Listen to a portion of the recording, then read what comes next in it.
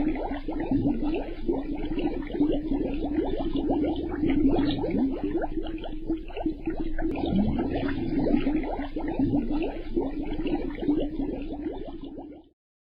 الله الرحمن الرحیم. الحمد لله رب العالمین و العاقبة للمتقین و الصلاة و السلام علی رسول الله محمد و علی آله و صحبه اجمعین.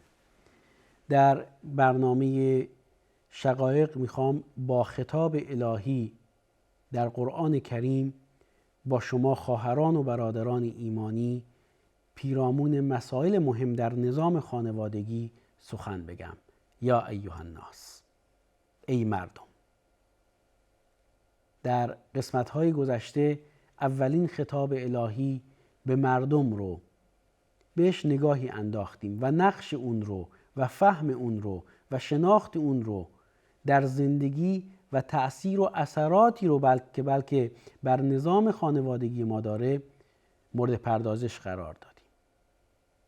شناخت هدف زندگی، هدف گذاری در زندگی و هدفمند زندگی کردن بر اساس هدفی که الله متعال ما رو بر اساس اون سرشته و ما رو بر اساس اون خلق کرده. شناخت هدف و حرکت در مسیری که ما رو به هدف میرسونه.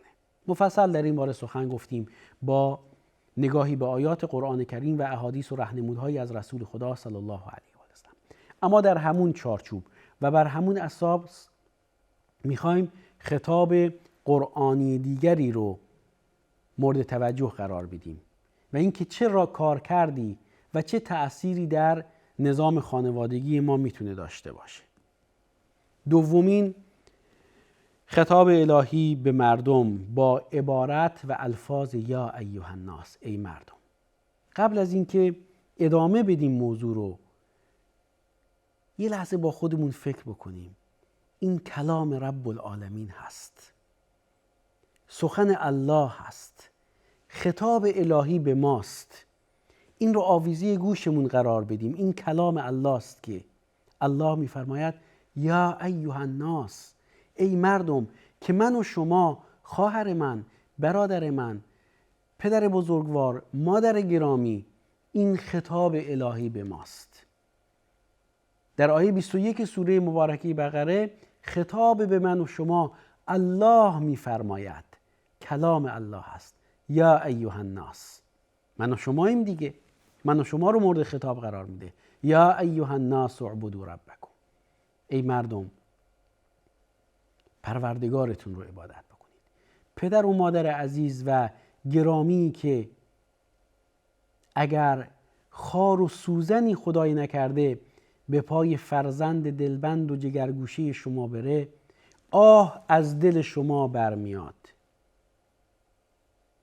برای آخرت فرزند خودتون حساس باشید، وسواس نداشته باشید، حساس باشید بدین معنا و مفهوم که فرزندتون رو، جگرگوشتون رو، پاره تنتون رو بر اساس مبانی و زیرساخت‌های اعتقادی اخلاقی تربیت بکنید در دنیا و آخرت به سعادت و رستگاری برسه.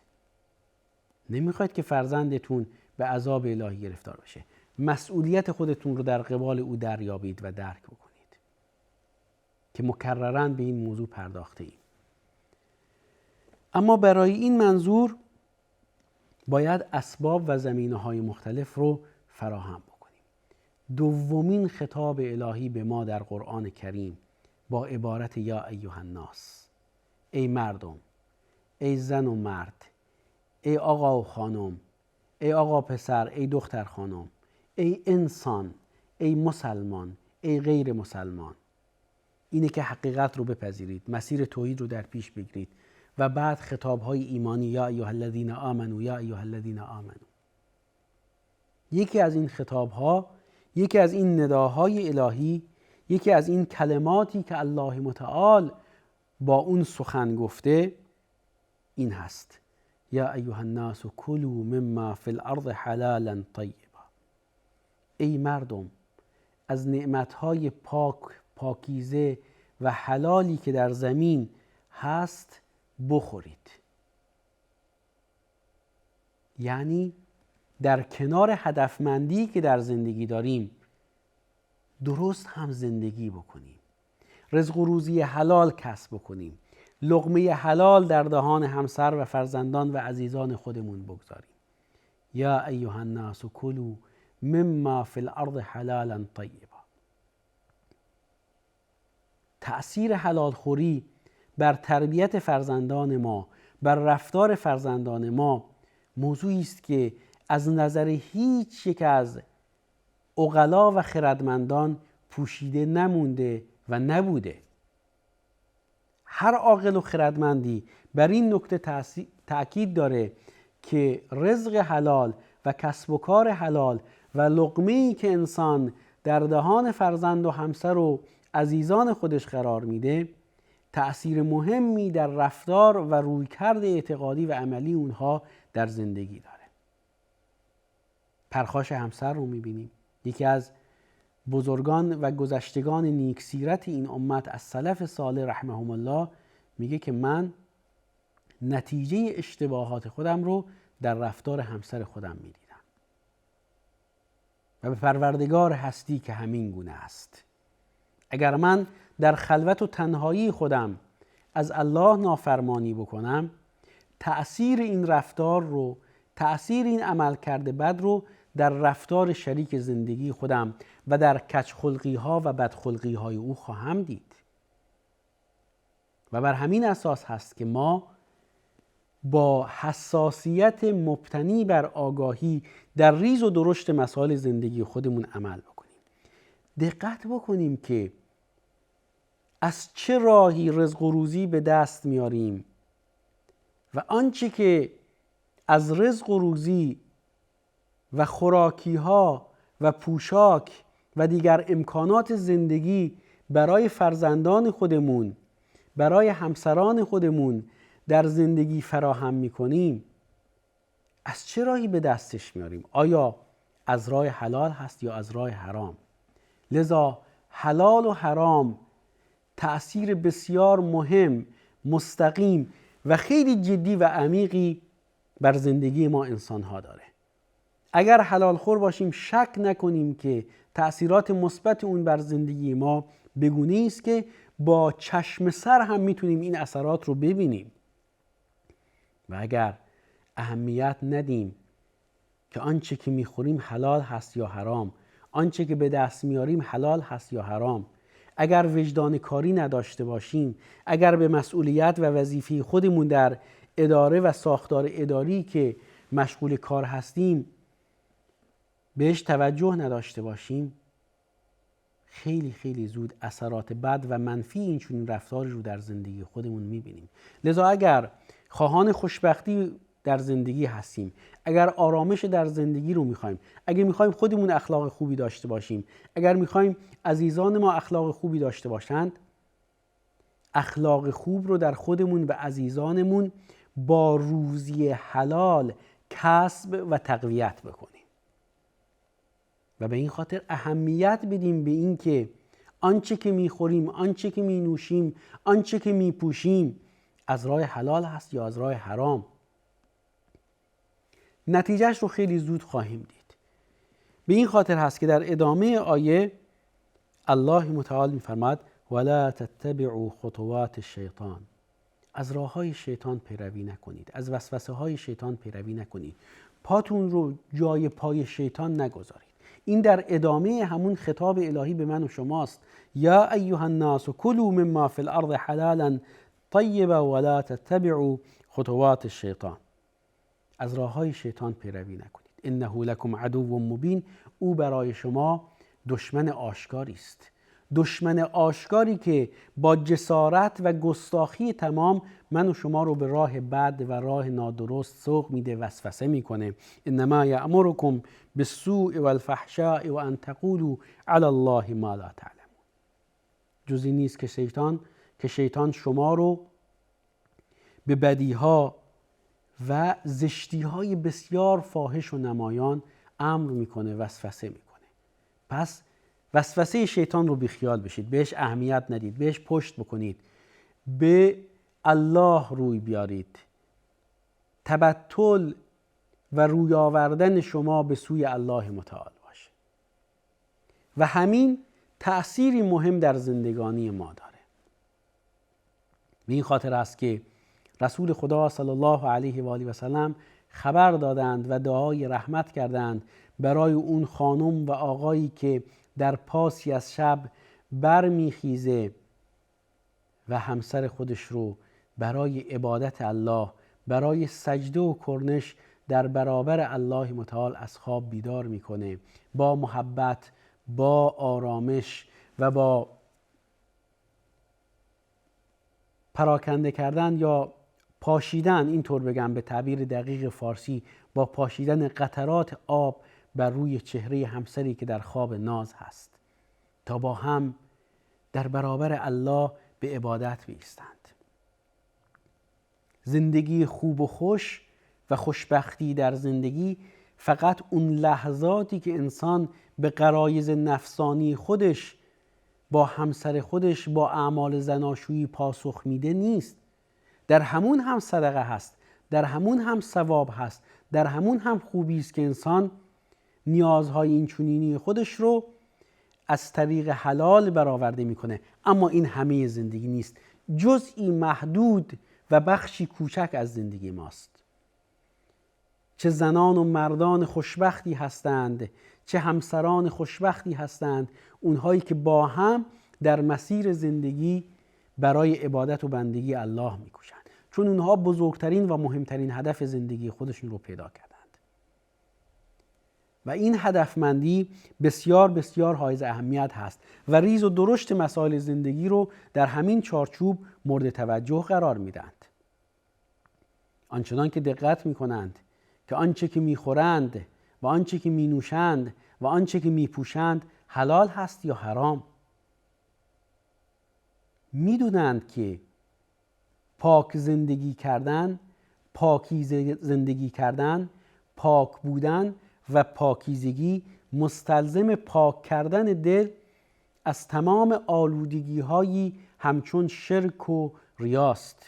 میدونند که پاک و پاکیزه زندگی کردن، پاک کردن دست و دیگر اندام و اعضا و جوارح انسان از تمام آلودگی ها و پلیدی هاست. بی آلایش زندگی کردن، با خلوص و خالصانه زندگی کردن مستلزم فهم درست از زندگی است و این شرط اساسی برای سعادت و خوشبختی در زندگی است. به این خاطر هست که مرد و زن با تقوا و با ایمانی که به راهنمودهای الهی توجه می کنند، حتی اگر بنابر شرایط و اسباب و دلایل مختلفی که چه بسا عمده اونها برمیگرده به روی کرد و عمل کرده خودشون، ناگزیر به جدایی از یکدیگر و طلاق بشن، به این راهنمود الهی توجه دارند. ولا تنسوا الفضل بینکم، فضل و خیر و خوبی رو که با هم و در کنار هم داشتند از یاد نمیبرند. آقایی که همسر خودش رو طلاق داده و ازش جدا شده دیگه نمیاد در توجیه این شکستی که در زندگیش ایجاد شده از شریک گذشته زندگی خودش پیش دوستان خودش بد بگه یا بخواد اسرار و رازهایی رو که با هم و در بین یکدیگر داشتند اونها رو برملا بکنه. تقواش، ایمانش بهش این اجازه رو نمیده که پرده حیا، پرده عفت، پرده شرم و آزرم و پرده اخلاق و حجاب ارزش‌های اخلاقی رو بدره کنار بگذاره و بعد بگه زنی که روزگاری زنم بود و همسرم بود و شریک زندگیم بود این گونه و اون گونه بود ازش بد بگه. اسرارش رو برملا نمیکنه. این انسان مسلمانی است که سعادت رو میفهمه، وظایفش رو میفهمه، مسئولیتاش رو میفهمه و در شرایط مختلف این گونه زندگی میکنه.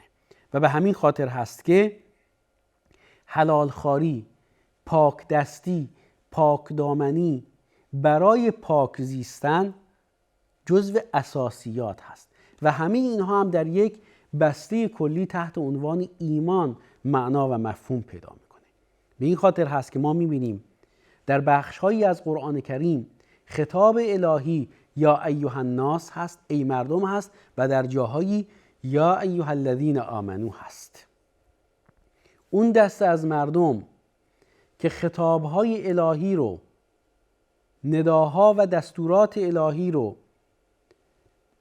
در قالب یا ایها الناس مورد توجه قرار دادند و اصل و اساس رو در این زمینه لبیک گفته‌اند، در جرگه و گروه اهل ایمان قرار میگیرند که بعد در کنار همه اون عبارت‌هایی که تحت عنوان یا ایها الناس میاد، خطاب‌هایی به طور خاص برای اونها هم نازل میشه و مورد خطاب قرار میگیرند که یا ایها الذین آمنو. که در این یا ایها الناس و در ضمن این یا ایها الذین آمنو دستورالعمل‌های زندگی قرار داره.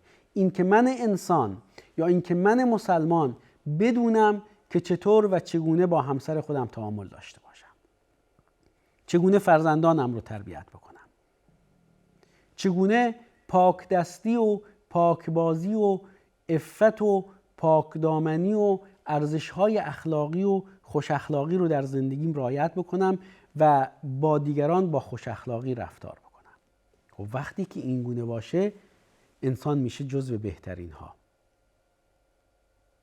رسول خدا صلی الله علیه و آله و سلم در همین چارچوب ایمانی میفرمایند که ان اکمل المؤمنین ایمانا احسنهم اخلاقا. ایمان اون مؤمنی کامل تر هست که اخلاقش بهتر هست. و همین ارزش اخلاقی، همین ارزش ایمانی در زندگی زناشویی هم معنا و مفهوم پیدا میکنه. مصداقیتش در اینه که رسول خدا صلی الله علیه و آله و سلم میفرمایند خیرکم لاهله و انا خیرکم لاهلی. بهترین شما اون کسی است که برای خانواده‌اش بهترین باشه. من برای خانواده خودم رسول خدا صلی الله علیه و آله و سلم میفرمایند بهترینم. و چرا این گونه نباشه که رسول خدا صلی الله علیه و آله و سلم علی الاطلاق بهترین فرد بشر هستند. به همین خاطر اگه میخوایم همسرمون خوش اخلاق باشه، خوش اخلاقی رو در عمل بهش نشون بدیم و از بدیها، کاستیها و نواقصی که در هر کدوم از ما افراد بشر وجود داره با دلی فراخ و سینه‌ای گشاده بگذریم تا اینچنین زندگی خودمون رو دچار شکست و ناکامی نکنیم. ممنون و سپاسگزارم که در این برنامه از مجموع برنامه شقایق هم تا پایان با بنده همراه بودید.